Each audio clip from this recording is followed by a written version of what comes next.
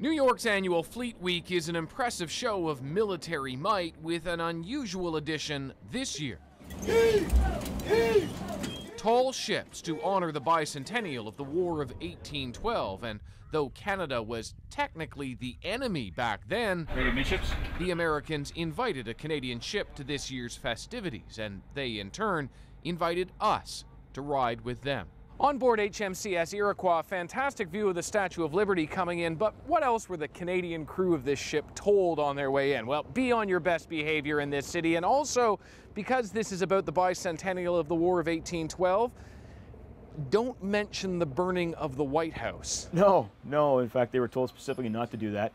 Don't talk about that one bit of history when British troops torched the White House back in 1814.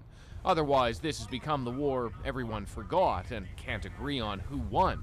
In many ways, it was a validation of the United States independence as a country.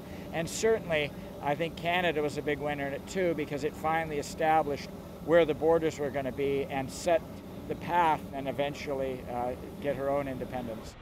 Canada's snowbirds flew over, so did other military aircraft, all against the backdrop of New York's skyline.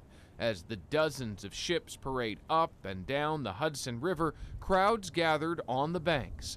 This has become a signature event for sailors, especially for Mike Vigneault. To me, it's an honor. It's my last years in the Navy, in fact, my last posting at sea. And it was in these very same waters that many of the naval battles were fought 2 centuries ago.